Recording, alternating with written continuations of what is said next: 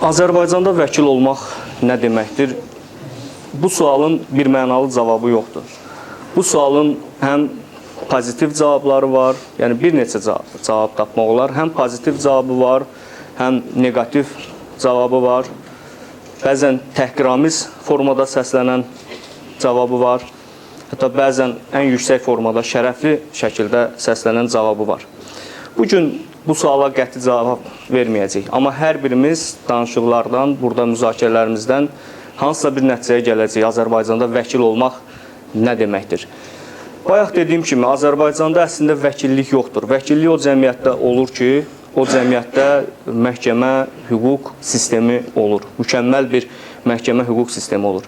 Əgər biz danışırıqsa ki, mükəmməl məhkəmə, hüquq sistemimiz yoxdur, deməli heç vəkilliyimiz də yoxdur.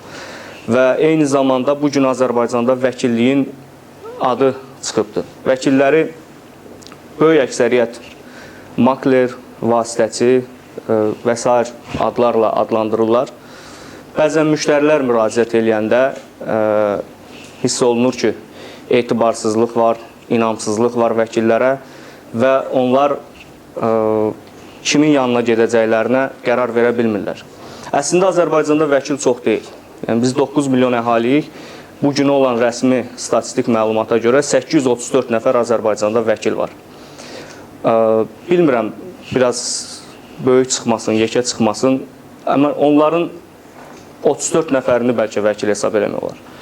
Nəzərə alın ki, məsələn, o 834 nəfər vəkilin 600 nəfəri ancaq Bakı şəhərində fəaliyyət göstərir. Bu boyda Azərbaycana, o digər rayonlara cəmi 234 nəfər vəkil fəaliyyət göstərir. Bu da rəsmi statistikadır. Amma rəsmi statistika hələ o 234 nəfərdən də neçəsi gəlib sonradan Bakıda çalışır. Onu da nəzərə alsaq, bugün demək olar ki, Azərbaycanın regionlarında heç vəkil yoxdur.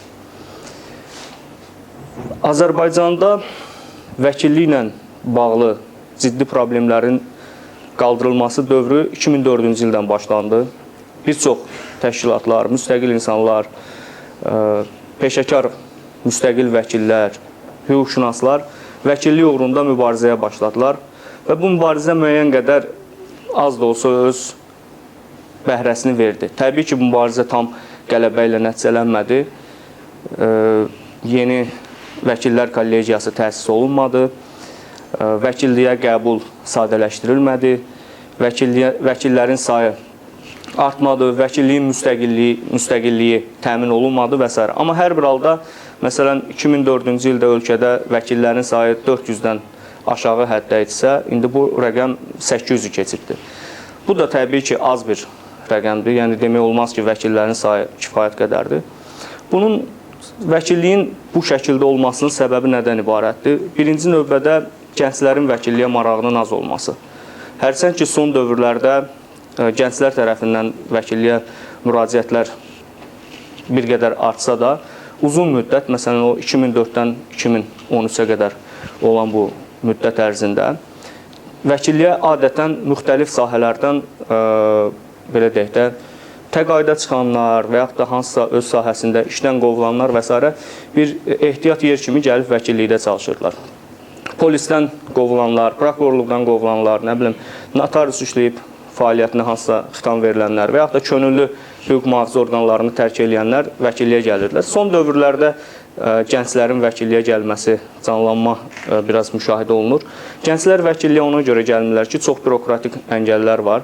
Əvvəla vəkil olmaq üçün gərək 3 il staj ola. Yəni 3 il bilirsiniz, bir igidin ömrünün, həmişə belə deyirəm ki, bir igidin ömrünün tən yarısı qədərdir. Yəni bu 3 il müddətində, məsələn, mən gedib hansısa bir sahədə işləsəm, tutaq ki, bank sahəsində və digər sahələrdə özümü orada sübut eləsəm, heç vəkilliyə gəlməyə marağım olmaz. Həm də 3 il ərzində gəncliyin vəkilliyə gəlməsi üçün, sırf vəkil kimi yetişməsi üçün normal bir mühit yoxdur. Yeganə bir şans var ki, vəkil köməkçisi kimi haradasa çalışmaq olar. Bunu da dövlət təminatı yoxdur. Yəni, kimsə vəkil köməkçisi işləməsi üçün onun əmək haqqını mütləq hansı vəkilin köməkçisi işləyirsə, o vəkil ödəməlidir. Ona görə də yəni, vəkillər də belə deyək, maraqlı deyirlər özlərinə köməkçi tutmaqda, köməkçilər işə götürməkdə və köməkçilərin sayının çox olmasında. Çünki bunun haqqını vəkil öz qonorarı hesabına ödəməlidir. Ona görə də rəsmi şəkildə vəkillər buna çox nadir hallarda rast gəlinir ki, vəkillər özlərinə köməkçilər götürürlər. Yəni vəkilliyə gəlmək üçün, gənclərin vəkilliyə gəlməsi üçün bu vəkil köməkçisi çox yaxşı bir vasitə ola bilərdi. Yəni gəlir, insanlar bir müddət vəkil köməkçisi işləyir və bu peşəni öyrənir.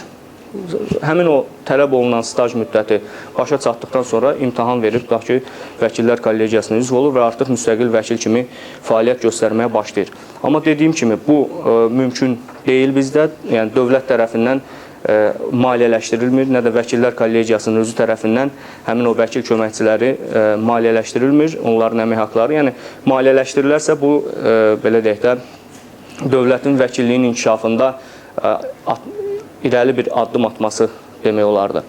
Digər bir problem nədən ibarətdir? Vəkillər Kollegiyasına heç də qəbul olunmaq asan məsələ deyil. Vəkillər Kollegiyasına qəbul olunmaq üçün birinci növbədə testdən keçməlidir. Test obyektiv kriteriyadır. Yəni, biz universitetə də daxil olanda testlə daxil oluruq. Yəni, razılaşdırılmış bəlli bir hədd var. Tutaq ki, məsələn, 60 bal yığılmalıdır ki, mütləq keçəsən. Bəzən 59 bal yığan adam onu sadəcə bəxti gətirmir. Amma əsas ikinci mərhələdir. İkinci mərhələ, belə deyək də, məncənə mərhələsidir.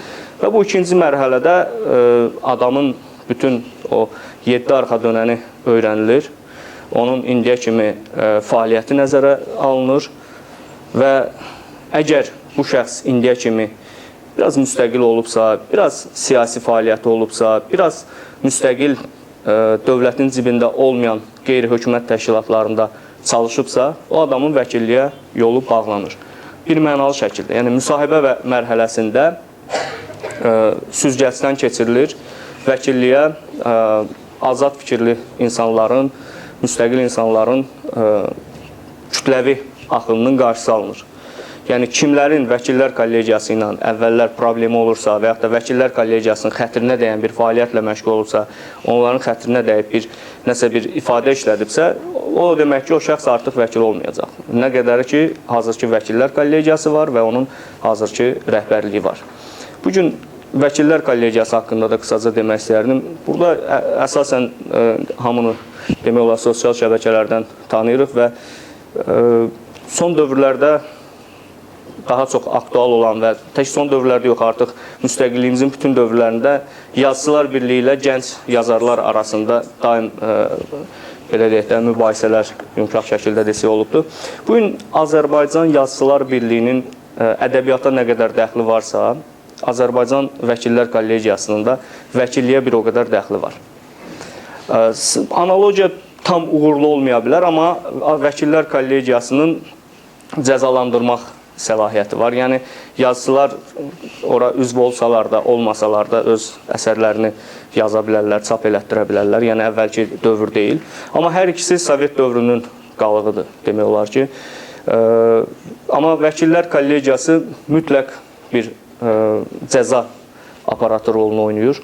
Yəni, Vəkillər Kollegiyasına hansısa o əvvəlki mərhələlərdən keçərkən gözdən yayınıb gəlib keçən müstəqil insanları və yaxud da Vəkillər Kollegiyasının vəkil olub müstəqil fəaliyyət göstərən, vəkil olub, belə deyək, qanunlara riayət edən, prinsipial olan, həm də bir hüquq müdafiəçisi kimi fəaliyyət göstərən insanlar bir balaca, belə deyək, bu burada olduğu kimi, cızığından çıxan kimi onlar cəzalandırılırlar.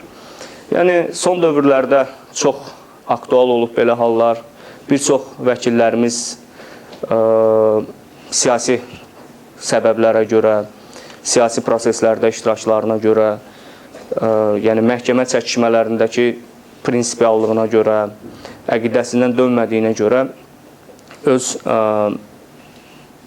işlərini itirməli olublar, kollegiyadan çıxarılanlar olub, fəaliyyəti müəyyən müddətə məhdudlaşdırılanlar olub, hətta cinayət məsuliyyətinə cəlb olunanlar olub və yaxud da ki, ən yaxşı halda töhmət, irad tutmaq, xəbərdarlıq və s. şəkildə canını qurtaranlar oldu. Yəni, bugün Azərbaycanda vəkilliyin inkişafını boğan, vəkilliyin inkişafının qarşısını alan qurum Vəkillər Kollegiyası var, təəssüf ki, və bu qurumun rəhbərliyi var. Amma məsələ təkcə vəkillər kollegiyasında və ya onun rəhbərliyində deyil. Yəni problemin kökü ümumiyyətlə bu sistemlə bağlı olan problemdir. Bu gün tutaq ki, kollegiyanın rəhbərliyində başqa bir şəxs otursun, kosmetik dəyişikliklər ola bilər. Mahiyyət etibarı ilə isə ciddi dəyişikliklər gözləmək üçün gərək sistem dəyişikliyi ola. Yəni bu gün bizim səhiyyəmiz necədirsə, yəni vəkilliyimiz də o gündədir. Bu gün bizim təhsilimiz hansı vəziyyətdədirsə, vəkilliyimiz də həmin vəziyyətdədir. Sadəcə vəkillik elə bir peşədir ki, bu peşənin fəaliyyəti sırf demokratiya ilə, insan haqları ilə, hüquq və azadlıqlarla bağlıdır. Yəni bu istər-istəməz cəmiyyətə bir növ oyanış gətirən bir fəaliyyətdir. Və ona görə də bu gün Azərbaycanda olan 834 nəfər vəkil real vəkillik fəaliyyəti ilə məşğul olarsa, əslində çox böyük dəyişikliklər ola bilər. Mən biraz da vəkillərdən danışmaq istəyirəm.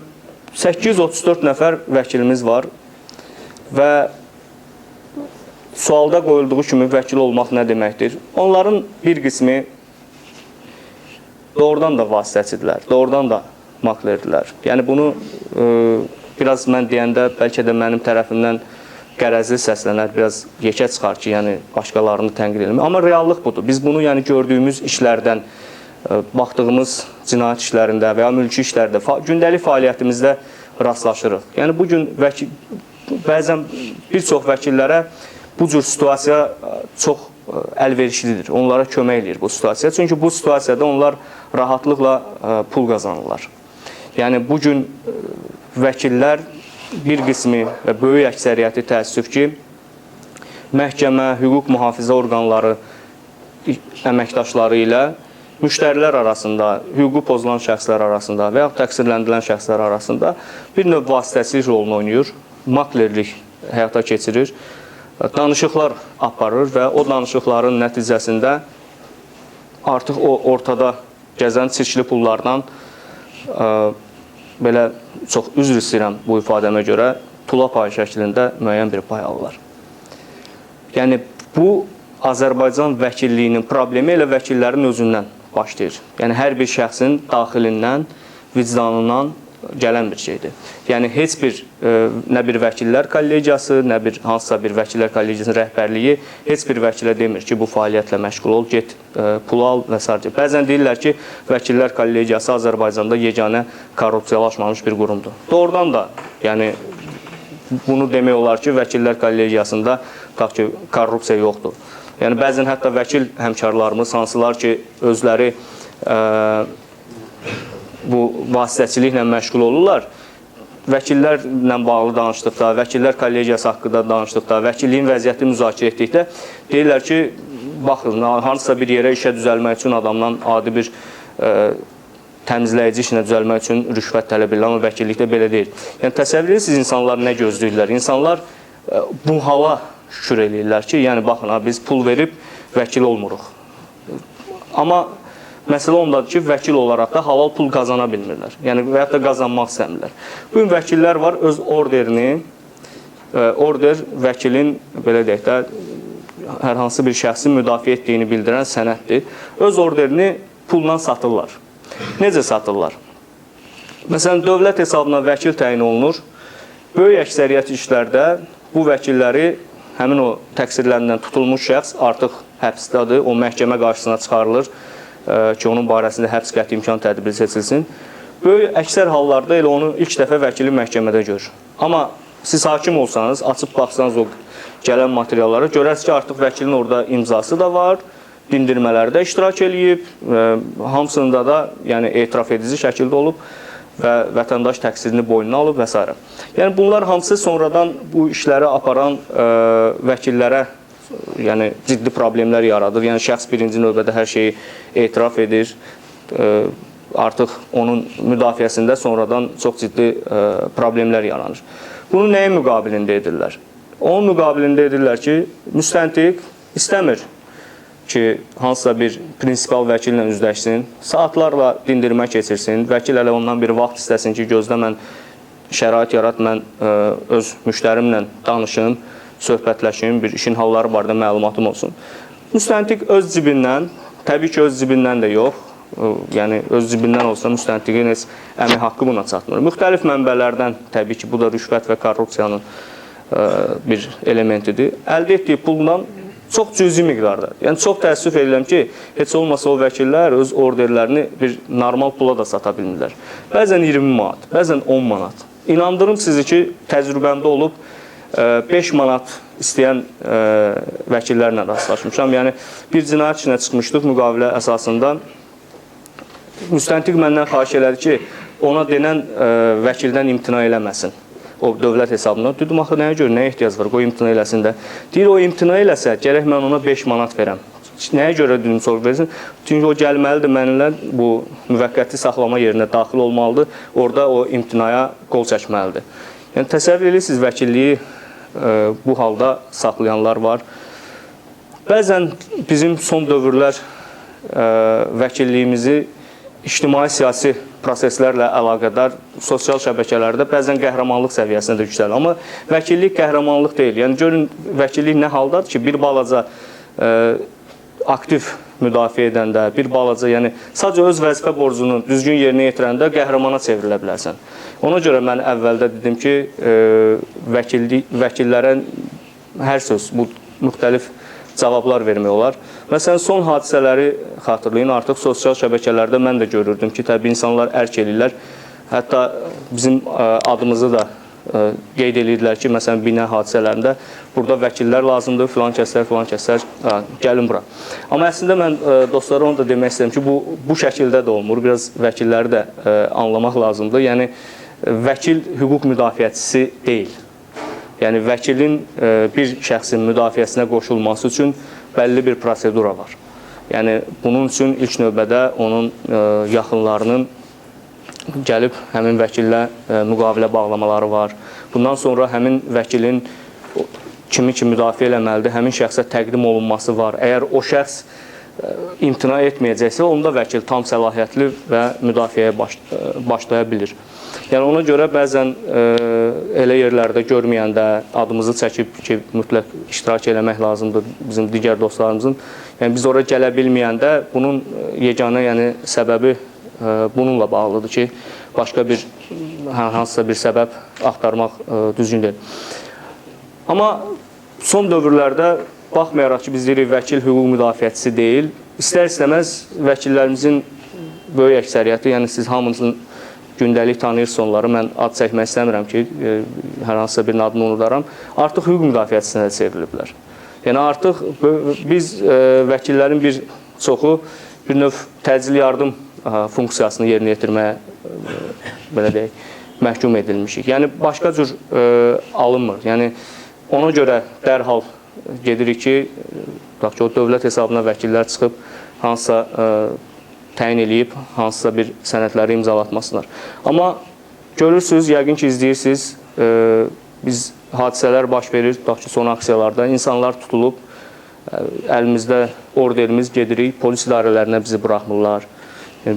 Yəni vəkilliyi artıq o hala gətirib çıxarıblar ki, məsələn, son hadisələrdə bu aksiyalarda tutulanlarla bağlı biz vəkilləri, müqavilə əsasında gələn vəkilləri polis idarəsinə buraxmırdılar.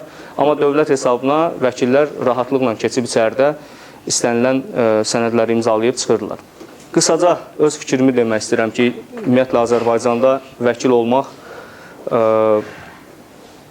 bəzən qəhrəman olmaqdır. Azərbaycanda vəkil olmaq bəzən hər şeyi unudub, heç nədən qorxmadan, çəkinmədən hakimiyyətin üstünə getməkdir. Çox təəssüf ki, əksər hallarda Azərbaycanda vəkil olmaq elə makler olmaqdır. Mən bu yaxınlarda bir mülki işlə bağlı mübahisədə bəlli oldu ki, makler bir ev alqı-satqısından 3000 ABŞ dolları məbləğində pul qazanıbdır. Amma çox təəssüf, yəni artıq bilirsiniz, bu hal mənə bəlli olandan sonra düşündüm ki, o vəkillər ki var, onları maklerlə də müqayisə eləmək düzgün deyil. Əslində, maklerlər həm hüquqi əsası var bunun, yəni onların mülki məcəllə ilə də tənzim olunur. Bu bir fəaliyyət növüdür. Yəni mən də sabah gedib hansısa bir maklerlik fəaliyyəti ilə məşğul ola bilərəm. Yəni vəkilliyi bir kənara qoyuram. Gedib məsələn ev alqı-satqısında, hansısa bir daşınmaz əmlak alqı-satqısında vasitəçilik edirəm və buna görə haqq alım.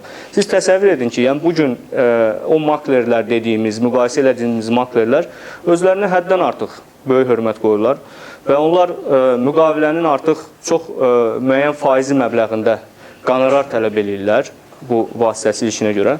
Amma bizim vəkillər bunu eləmirlər. Ona görə heç Azərbaycanda vəkil olmaq, makler olmaq demək deyil. Yəni, maklerdən də aşağı bir şeydir. Hələ ki, onun adını biz düşünüb tapa bilməmişik. Yəqin ki, bu müzakirələrimizin nəticəsində heç olmasa bir ad düşünüb tapa bilərik. Və sonda istəyərdim ki, onu bildirim ki, vəkillər hər bir dövlətdə, hər bir cəmiyyətdə əsas aparıcı qüvvə olarlarsa, o cəmiyyətlərdə doğrudan da hüquqi mənada, demokratik, hüquqi dövlət və s. mənalarında inkişaf ola bilər.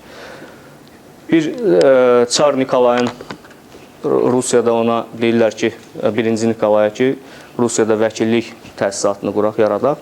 O deyir, siz nə danışırsınız? Mənim dövrümdə Rusiyada vəkillər olmayacaq. Bəyəm unutmuşsunuzmu ki, Fransanı vəkillər məhv etdi?